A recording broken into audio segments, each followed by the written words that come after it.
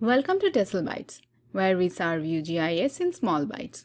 Today we will be covering ArcGIS Pro, Viewshed, Observer Points, and Visibility. In this video, I will discuss three tools: Viewshed, Observer Points, and Visibility. I will show you different parameters and the purpose of these three different tools. In this exercise, we have this DEM elevation data and these three point data. Let's have a look at this 3-point data. Single point and single points no offset A, these 2-point data consist only one single point, whereas the multiple points, as the name suggests, it contains 3 points. Now the single point and multiple points both have this field called offset A. For Viewshed and Observer Points tool, this field has to be named this way.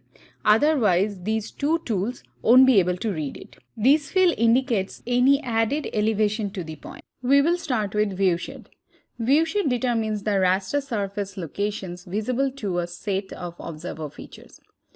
Input raster is DEM and the input point is single point no offset A. You could use a line feature instead of a point, but in that case, it will calculate viewshed for each vertex of that line, which will take a long time. There is also this optional output option, above ground level or AGL. In this output, each cell records the minimum height that needs to be added to that cell to make it visible by at least one observer. Let's see the result. Here, the orange shows the areas that will be visible from this yellow point, which has no offset A or elevation data. We have also run the same tool with single point data that has an elevation value of 15 meters. If we compare these no offset A and the point with offset A values, you can see that with an added elevation value to this point, observer will be able to see more areas from the same location. Next, we have tried the same tool with multiple points, and these are our input points.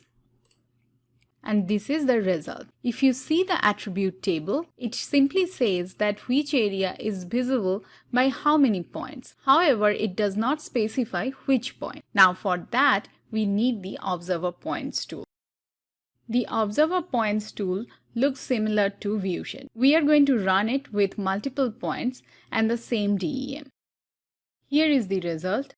And again, don't be alarmed by this symbology, because it shows 8 values, whereas we only have 3 input points. You can see that areas are marked by which observer can see those areas. If it's 1 under any observer, that means it's visible from there. But if it's 0, then it's not. Finally, visibility. This tool gives you a lot more flexibility than the previous two. Input raster is our same DEM and the input point is the multiple points. However, depending on this analysis type, if you go with frequency, the tool determines which raster surface locations are visible to a set of observers.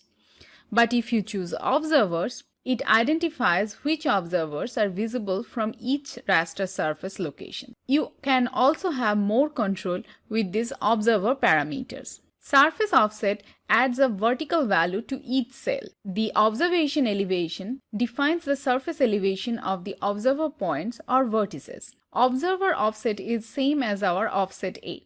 It is the elevation added to the observer point. Unlike the previous tools, this tool can identify this field even if it is named something else. Inner radius is the start radius from which visibility is determined. Outer radius is the maximum distance from which visibility is determined. Horizontal start and horizontal end angles define the start and end angles of the horizontal scan range. Finally, the vertical upper and vertical lower angles are the upper and lower limits of the scan relative to the horizontal plane respectively. Now, if you see the result, even with all these controls, similar to Viewshed, it does not specify which area is visible from which point.